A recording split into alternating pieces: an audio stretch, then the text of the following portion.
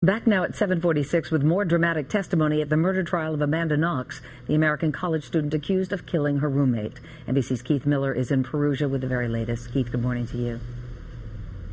Good morning, Meredith. Well, the family and friends of Amanda Knox say she's feeling much more confident in court now that the defense team has told her side of the story and slowly picking the prosecution case apart. Knox appears more relaxed in the courtroom, interacting with her lawyers and catching the attention of her mother, Etta, who attends every session. And the jury is getting an entirely new picture of who Knox is.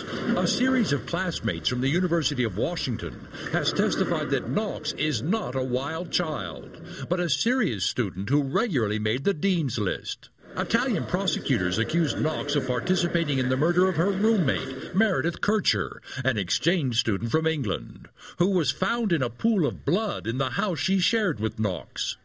The prosecution theory is that this man, Rudy Guedi, who has already been convicted of the crime, along with Knox and her former boyfriend, murdered Kircher in a sex game gone wrong. But a leading forensic scientist working for the defense testified there was only one murderer, not three.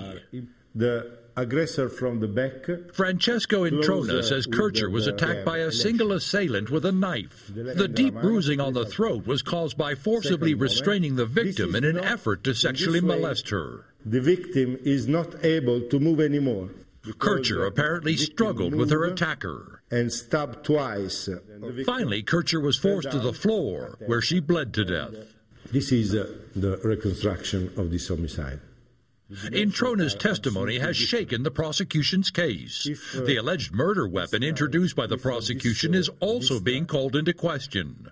The stab wounds, according to testimony, don't match the blade of a knife found in Knox's boyfriend's apartment. This knife is absolutely not compatible with the stab wound that is on the right side of the neck of Meredith. The defense has argued from the first day in court that the prosecution's evidence was faulty.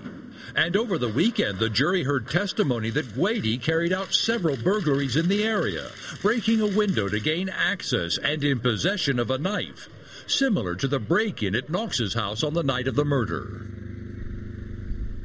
Knox's defense team will be presenting evidence until the middle of the month. They then take a summer recess, reconvening in September, and at some point we'll be getting a verdict. Meredith? Keith Miller, thank you.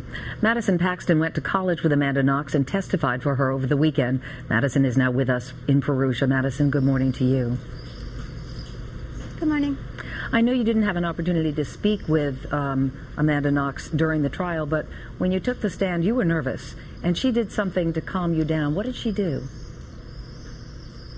Well, ever since I've known her, she's been one of the only people who could ever calm me, and she's very aware of this. So when I sat on the stand, I looked at her, and she made eye contact with me and went, just to tell me to relax. And then while I was testifying, she held onto her necklace, which she made one for me as well, and just to kind of let me know, like, thank you for being here, kind of sign of solidarity. So, Madison, you worked 2 jobs to raise enough money to actually make this trip. This is someone you've known for 4 years. She is a friend, but you went out of your way to testify for her. Why? Why was this so important for you to do? Well, I think that should be a testament of the type of person she actually is. I would never have done this for Foxy Knoxy, as they've portrayed her in the news and in the media. But the real person, the real Amanda, is someone worth working 5 jobs for. I would do this again. I will stick up for her until she's out. And who is the real person? The real Amanda, first of all, she's pretty much exactly opposite of anything you've read about Foxy Knoxy. The character Foxy Knoxy, it needs to be remembered that that is a character. That's not a real person. The real Amanda is the most kind-hearted person I've ever met. She's one of the few people I actually trust with my life. I consider her a sister at this point, someone I will never stop sticking up for her. I know she's innocent, and she's one of the best people I've ever been lucky enough to meet. Well, she has a very good friend in you, Madison. Thank you so much. Thank you very much.